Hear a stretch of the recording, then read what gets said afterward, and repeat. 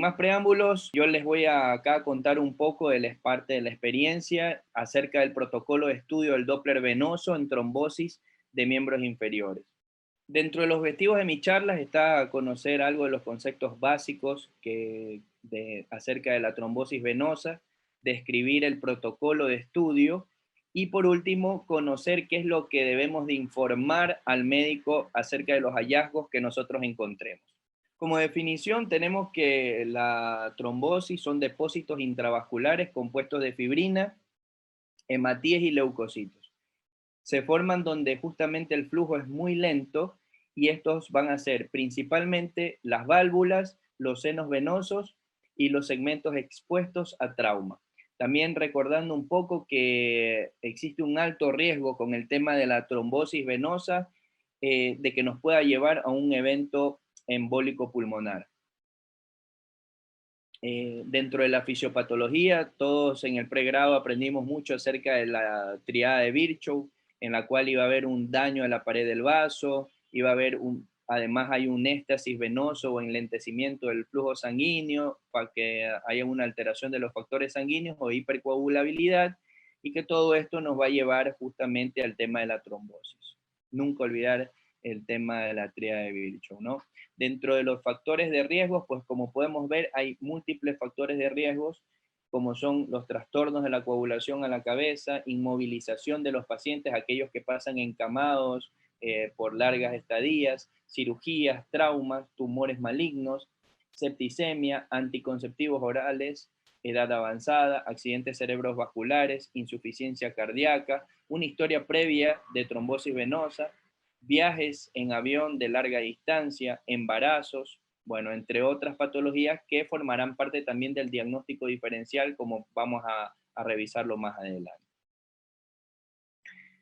Algo importante de conocer acerca de la fisiología, que la parte muscular actúa como una bomba y que eso es muy importante al momento de, recordemos que a veces nosotros, ya sea la parte de imágenes que realizamos, los estudios, tenemos esa ventaja de que podemos interactuar con el paciente y, y podemos investigar un poco más allá de cosas que por ahí no nos vienen descritas en la orden médica o no nos han podido comentar bien nuestros colegas médicos. Entonces, esta bomba muscular formada por la bomba músculo gemelo soleal es aquella que permite que la circulación sanguínea venosa pueda circular sin problema o sin ningún tipo de alteración. La ecografía sigue siendo y es considerada como el método de elección para el diagnóstico de trombosis venosa profunda.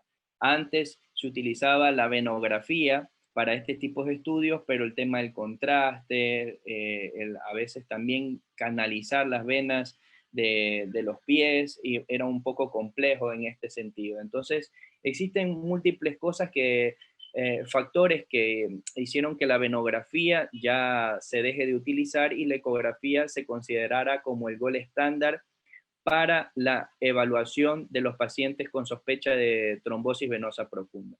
Su sensibilidad es a nivel suprapatelar el 97% y a nivel infrapatelar el 73%. Esto de la sensibilidad en porcentaje también va muy de la mano de lo que ya veíamos en la conferencia anterior y que lo resaltaba el doctor Naula acerca de operador dependiente. Bueno, y sí, lo que él decía tenía mucha razón, o sea, todo es operador dependiente. Depende mucho de la curva de aprendizaje, de la destreza del médico que lo haga, que va a hacer que este porcentaje sea mucho más elevado a la hora de realizar el estudio. Y es básicamente eso lo que va a determinar la destreza o la pericia que tenga el médico al momento del diagnóstico. Bien, entrando un poco a la parte clínica, lo que nosotros vamos a observar son tres características principales, que son el edema, que es asimétrico, dolor en la pantorrilla y el signo de Hoffman positivo, la flegmasia alba dolens. Teniendo en cuenta de que la trombosis venosa profunda se localiza en un 98% en los miembros inferiores y que es muy bajo el porcentaje en los miembros superiores. por lo regular, a nivel de los miembros superiores, siempre suelen estar asociadas a masas, tumores, ganglios hipertrofiados o por temas de cateterismos o vías centrales que se les haya realizado a algún paciente y que por esta razón haya desarrollado algo de trombosis. Entonces, realmente es muy bajo el tema, o también, por ejemplo, las tromboflebitis, aquellos pacientes que les ponen vías centrales, perdón, vías periféricas a nivel del codo, ¿sí? Entonces ahí también podemos a veces encontrar este tipo de trombosis. Pero bueno, en su mayor porcentaje, como lo menciona la literatura, es a nivel de los miembros inferiores. Y entonces es muy fácil poder determinar visualmente ante la clínica del paciente ya la sospecha de una trombosis venosa profunda. ¿Cuáles van a ser las consideraciones prácticas que nosotros debemos de tener para la evaluación del Doppler de trombosis venosa profunda? Bueno, primero, que es excluir o confirmar si estamos ante la presencia de una trombosis venosa profunda. Eso es lo que quiere saber el médico, el cual nos deriva al paciente. Segundo, identificar la localización del trombo. Qué venas se hayan afectadas, su extensión proximal, ya que en eso influye mucho el tema del tratamiento. Y por último, identificar otras patologías que puedan simular trombosis venosa profunda, como por ejemplo la tromboflebitis, ¿sí? Entonces, esto es muy importante. Son patrones o guías que nos van a ayudar a nosotros de una forma más resumida, comunicarle hasta a nuestro médico derivador ciertas características que él necesita saber o conocer. Pero no sin antes, no olvidarnos de que si yo voy a realizar una evaluación de trombosis, debo de conocer la anatomía. Eso como patrón elemental. Conocer todo el sistema venoso profundo y el sistema venoso superficial. Es importante no solamente conocer el recorrido de las venas de la parte anatómica.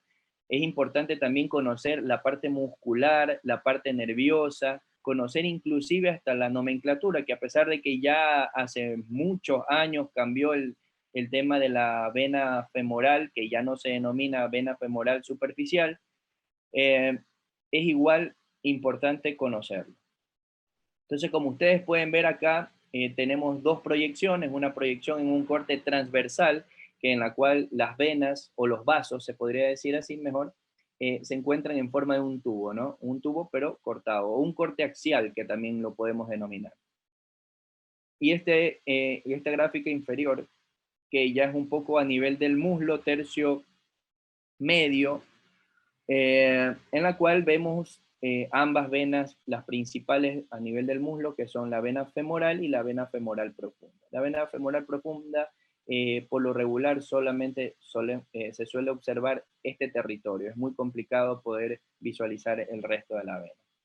Y bueno, como ustedes pueden ver, las válvulas no son difíciles tampoco de verlas.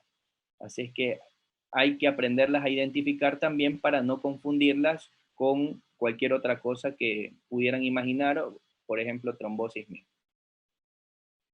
Acá tenemos otro ejemplo que les quería poner acerca del reconocimiento de los músculos que se encuentran. Es importante tener un reconocimiento anatómico de la parte muscular, ya que suelen haber también roturas musculares y forma parte del diagnóstico diferencial de la patología de trombosis venosa. Yo he tenido muchos pacientes que me han sido derivados por dolor a nivel de la pantorrilla, eh, en la cual sospechan de trombosis venosa y resulta de que yo le hago la evaluación al paciente y lo que tiene es una rotura muscular. Así que es importante que reconocer también los demás, la anatomía de las demás estructuras para poder estar bien en claro de ante qué evento nos estemos enfrentando. Bien, entonces la parte clínica, como lo decía, importantísimo. Reconocer qué pierna es la que vamos a evaluar, los cambios en la coloración, el dolor que va a sentir el paciente, la limitación que éste va a tener. Como segundo, es tener un equipo ya seteado o configurado ante el estudio que yo voy a realizar. Por lo regular, ustedes pueden ver ahora en la pantalla, este equipo tiene múltiples características, que es el que yo utilizo para mis estudios de la parte vascular, en la cual justamente utilizamos la parte vascular periférica. Y es importante también, ¿por qué? Porque este seteo ya va acorde con el tema de la ganancia, la profundidad, el foco, el Doppler color, el Doppler espectral, recordando de que estos patrones no son los mismos que se utilizan en el arterial, ¿sí? Entonces, eso es importante saber, de que nuestro equipo esté bien seteado a la hora de la evaluación. Como segundo, escoger un buen transductor que me permita a mí tener una calidad de imagen óptima.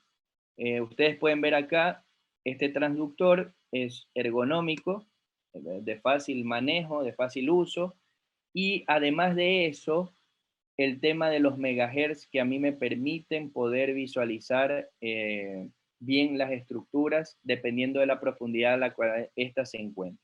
Esto es un transductor de 12 megahertz, el cual, como les digo, me permite realizar muy bien los estudios vasculares sin ningún problema. Dentro de la guía se menciona mucho que puede ser en superior a 11 megahertz hasta 22 megahertz. Todo depende mucho también del volumen del paciente, o sea, del volumen de la pierna que tenga, porque también con muchos megahertz, si yo tengo un edema muy marcado, va a ser muy difícil que yo llegue a sectores muy profundos. Así que esas son cosas que uno debe de evaluar al momento de realizar la ecografía.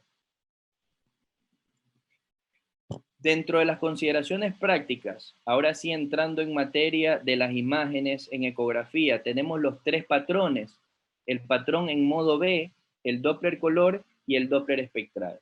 Acá como podemos ver, los tres diferentes ejemplos, los cuales los vamos a ir mencionando a lo largo de la charla. En el modo B, ¿qué es lo que yo voy a visualizar? La ventana debe ser fácilmente compresible, es decir, yo tengo que aplastar, tal como está acá en la imagen, esta es la vena, esta es la arteria, y al yo aplastar, debe de comprimirse la vena de forma completa. La luz debe de ser anecoica en su interior, la pared debe de ser lisa y fina, prácticamente invisible. Lo que ustedes ven acá son válvulas dentro de la vena, por si acaso. Entonces acá tenemos otro ejemplo en el cual nos hacen referencia de la compresión que debemos realizar, de la técnica de la compresión para no visualizar trombosis en la vena. Esta es la vena safena mayor. Fíjense que está en el compartimento más superficial. Este no es el compartimento, este es el compartimento profundo. Y al yo realizar la compresión, fíjense ustedes que esta que está acá, se comprime completamente, dándonos como resultado que no hay trombosis. Eso en cuanto al modo B o bidimensional. En el modo Doppler color es importante que se llene toda la luz del vaso y no parcialmente. Entonces, acá yo como ejemplo les pongo a la gráfica izquierda en un corte transversal. Nuevamente tengo la arteria femoral en la cual se llenan los dos vasos, la arteria y la vena. Y en un corte longitudinal, en la gráfica derecha, tenemos ambos vasos nuevamente con la vena justamente coloreada toda la estructura del vaso. Fíjense ustedes cómo el PRF, por estar muy bajo, nos provoca este aliasing en la arteria. ¿Por qué? Porque no estamos en un preset que sea específico para la parte venosa, ¿no? Que es específico para venoso, ¿no? Bien, y el modo espectral, por último, va a evaluar el flujo y este flujo va a ser fásico, va a tener un movimiento y es algo muy parecido a la gráfica A. Dentro de la gráfica B, ustedes pueden ver que esto es patológico porque no hay movimiento, el flujo no es fásico, sino que es recto. y esto a mí me indica que hay un problema de trombosis en alguna parte. Entonces yo ya con esto comienzo a sospechar de que en algún lado tengo que evaluar el tema de la trombosis. Acá tengo también una gráfica, algo a modo de resumen, en las cuales ustedes pueden ver la parte anatómica de todas las venas. Es importante también en muchas ocasiones, a pesar de que no forma parte del protocolo, pero en ciertos pacientes debemos de hacerlo, el estudio de la vena ilíaca externa. Desde la vena ilíaca externa ir evaluando femoral común, profunda, la femoral, la poplitea, las peroneas, tibiales, y que fíjense ustedes que la compresión debe de ser secuencial, cada 2 centímetros. ¿Sí?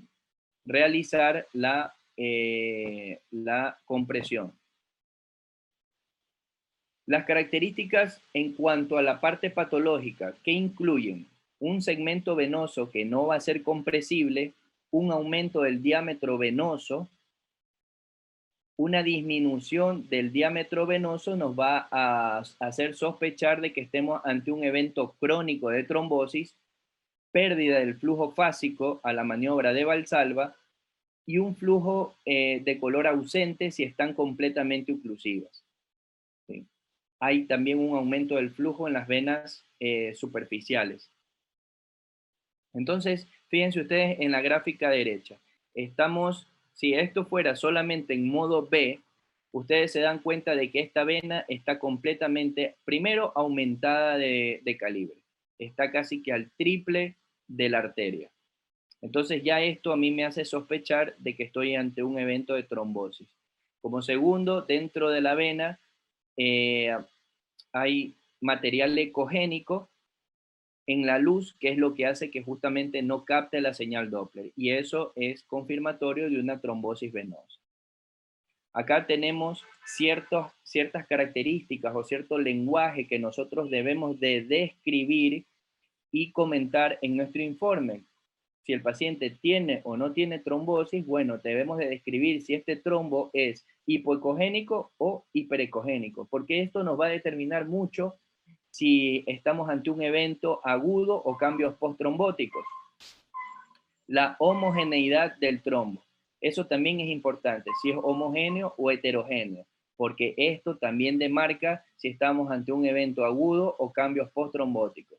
La alteración del calibre de la vena, de igual forma, cuando estamos ante un evento agudo van a estar más aumentadas de calibre y en estadios posttrombóticos la reducción del calibre es bastante notoria. Ya hace mucho también se viene hablando acerca, en los múltiples consensos, acerca de cuál es la terminología que debemos de utilizar en relación a los cambios posttrombóticos. Entonces, como vemos acá en las recomendaciones multidisciplinarias, los cambios posttrombóticos se lo debe de describir, porque esto va a ayudar o orientar al médico vascular, sobre todo con el tema del tratamiento, y ver cómo va haciendo efecto el mismo, ¿no? Este año, justamente en el mes de junio, salió un suplemento del consenso de ecografía Doppler vascular, el cual ustedes lo pueden revisar y no solamente habla de la parte del Doppler venoso de trombosis, sino que es un consenso de Doppler renal, Doppler hepático, Doppler arterial, vascular periférico, o sea, realmente es un consenso bastante bueno y que justamente nos trae esto que ustedes pueden ver acá. Un resumen detallado de qué es lo que yo debo de comentar, qué es lo que yo debo aportar para que el médico sepa lo que yo estoy viendo. ¿A qué se refieren con estos cambios crónicos o cambios posttrombóticos? Pues bueno, que tiene una mayor ecogenicidad, que el trombo es heterogéneo, que hay recanalización, si está reducido o disminuido. ¿Sí? Todos esos patrones son importantes para el médico y ir poder sabiendo el tema de la evolución. Acá les voy a ir mostrando una serie de imágenes de ejemplos de casos de trombosis. Como pueden ver en la imagen, acá tenemos en modo B y en modo color. En modo B yo veo que hay un vaso que está muy aumentado de tamaño y que hay un material ecogénico en la luz.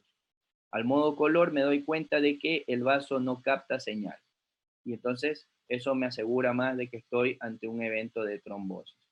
Fíjense ustedes acá en esta imagen. Este era un paciente que tenía una trombosis que era muy extensa de todo el sistema profundo a nivel de la pierna, y me tocó realizarle también hacer una de evaluación de las ilíacas también. Y fíjense que las ilíacas estaban muy aumentadas de tamaño, como la pueden ver en la imagen, y que también tenía trombosis, o sea, la trombosis venía de la parte de las ilíacas. Entonces, es importante evaluar en estos pacientes desde dónde viene o hacia dónde está extendida el tema de la trombosis. Fíjense ustedes acá, tenemos nuevamente, este es un corte transversal donde tenemos la arteria femoral, y acá tenemos la división de ambas venas, la vena femoral y la vena femoral profunda. Ya acá tenemos un poco de material un poquito más ecogénico en la luz, que son cambios evolutivos. Hay un estadio, en el último consenso lo menciona, pero realmente es muy difícil conocerlo. ¿Sí? Es muy difícil conocerlo, que es un estado subagudo, se podría decir así. Vemos que el calibre ya no está tan aumentado, vemos que ya hay algo de ecogenicidad, pero no vemos todavía recanalización, pero se podría mencionar de que es un estadio subagudo. Nuevamente acá, trombosis a nivel de la vena femoral común, es una trombosis bastante grande, y que también muchas veces, esto también es importante, esta es la unión safeno-femoral. En múltiples ocasiones me ha tocado ver de que esta trombosis, como está completamente en el tronco principal de la vena femoral, va avanzando también hacia la unión safeno-femoral y suele llegar hasta el callado safeno-femoral. Cuando nos referimos a recanalización, esta tarda meses. ¿Sí? Puede ser parcial o completa y está influenciada por la apertura de los colaterales venosos. Entonces, estas tres características son importantes. Tarda meses, parcial o completa, y vamos a observar muchas colaterales. Y acá tenemos las fases justamente de la organización de un trombo. Este es un vaso normal, pero fíjense ustedes, aquí hay algo que es muy importante. Cuando se forma el trombo, ya se va dañando cierta parte de la pared del vaso. Se realiza lo que es la parte de la epitelización, luego se recanaliza y luego se fibrosa. Y esto hace que la pared del vaso ya no vuelva a ser la misma. ¿Sí? Y entonces el vaso queda muy disminuido en ocasiones de tamaño. Acá tenemos otro ejemplo de una trombosis que también está en un estadio post-trombótico. Vemos que se está recanalizando, tiene partes que son muy ecogénicas, y que a pesar de que acá no muestra mucha señal Doppler, va por buen camino de recanalización. Fíjense en este un corte transversal, como se ve bastante bien el tema de la recanalización del vaso. Este ejemplo también lo puse porque es importante que sepamos algo que es el éxtasis venoso. El éxtasis venoso es cuando hay un flujo muy lento a nivel, sobre todo de las venas a nivel infrapatelar. Es importante que nosotros, al momento de hacer la compresión, nos vamos a fijar de que esta sangre sale de la imagen del vaso. En este caso, por ejemplo, recuerdo que en esta safena mayor, fíjense que esta paciente aparte tenía una insuficiencia venosa, pero lo que me llamaba la atención es que fíjense cómo la sangre en muchas ocasiones se quedaba remansada justamente en este sector, y ya se veía algo de trombosis a nivel de la pared, pero es justamente por eso, porque ya tiene un flujo muy lento a nivel de estas estructuras vasculares. Entonces, a veces cuando uno lo aplasta, lo comprime, ayuda a que actúa como una bomba, se podría decir así, porque es lo mismo que hace el músculo, ¿no?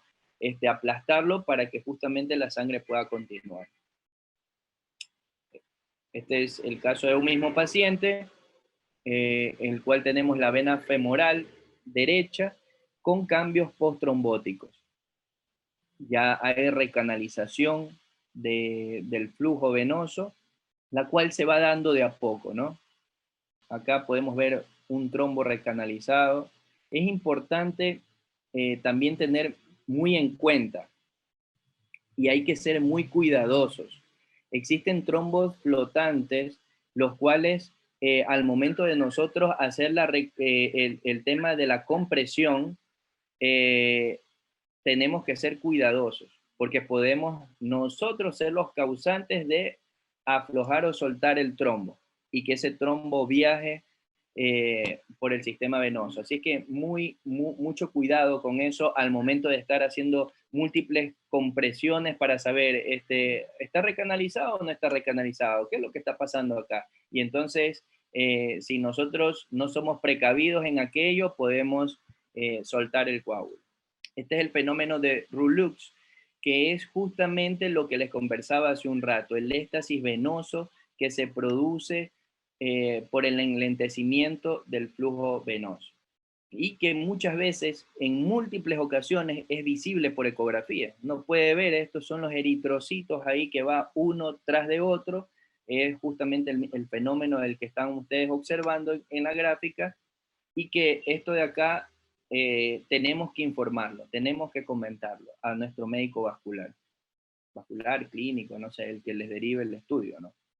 Bien, más casos. Este también era un caso de un paciente, una trombosis que estaba en proceso de recanalización, o sea, son cambios post-trombóticos, la ecogenicidad del trombo va aumentando con el pasar de los meses, y eso va haciendo de que vaya mejorando, sobre todo el paciente se va deshinchando, el edema es muy diferente desde el inicio hasta el momento del proceso que nosotros le vamos haciendo una exploración seriada, ¿sí?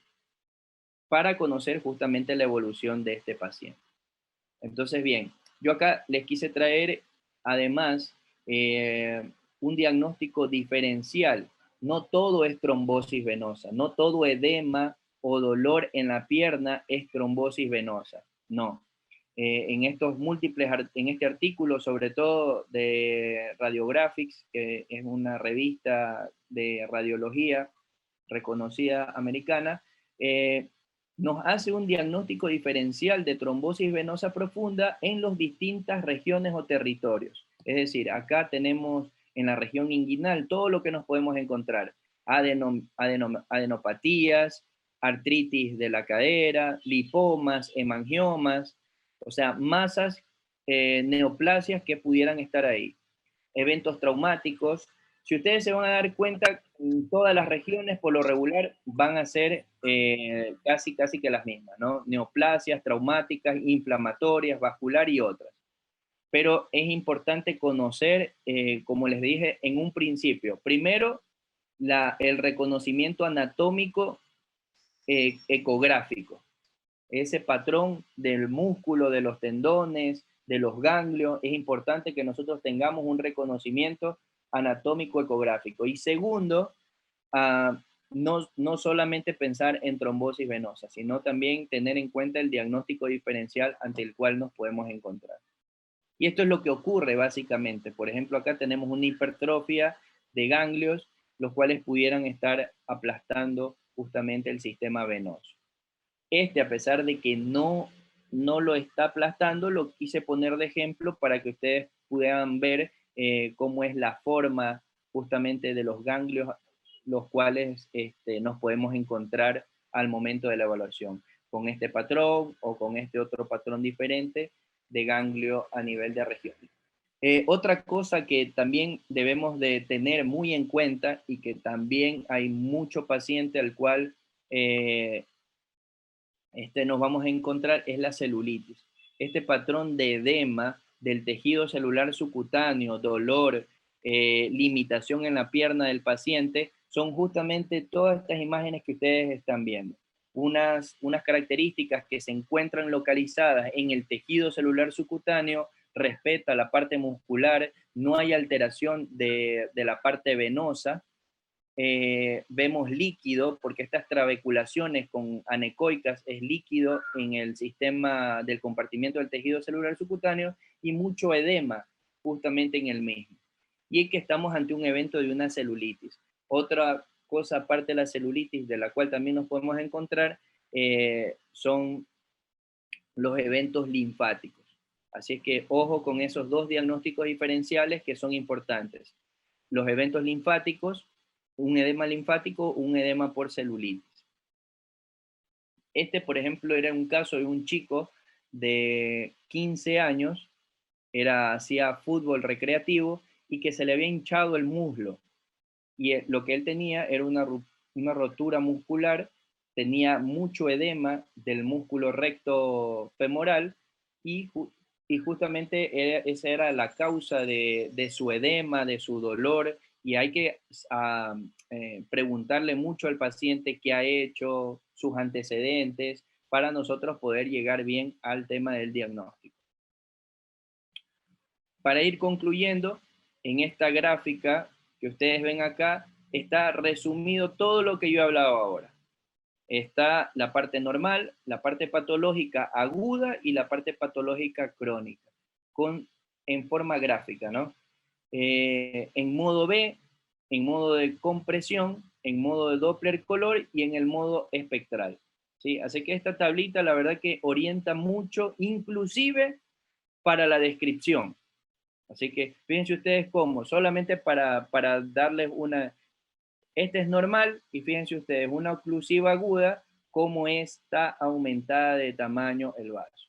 ¿Sí? Entonces, es una tablita que la verdad nos ayuda mucho con el tema de llegar rápido a un diagnóstico, saber si está oclusiva o no oclusiva, si es aguda o no es aguda, y bajo estos parámetros que me parecen fáciles, didácticos y sencillos.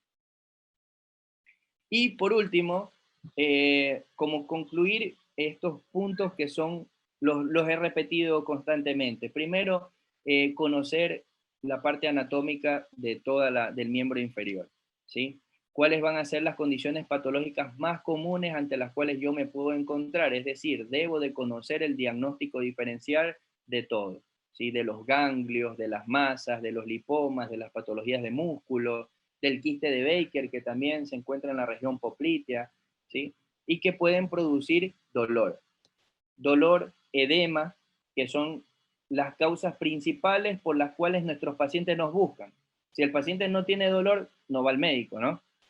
Evaluar siempre, siempre ambos sistemas venosos, ¿sí? No solamente es el sistema venoso profundo, no.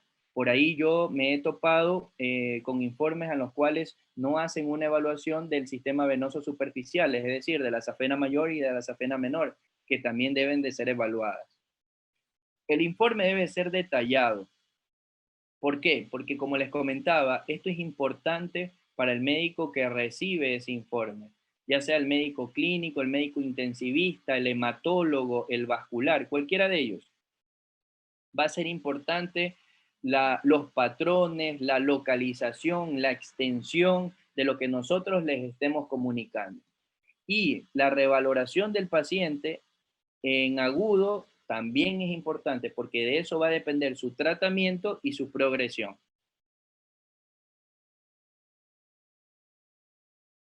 Una primera pregunta, doctor.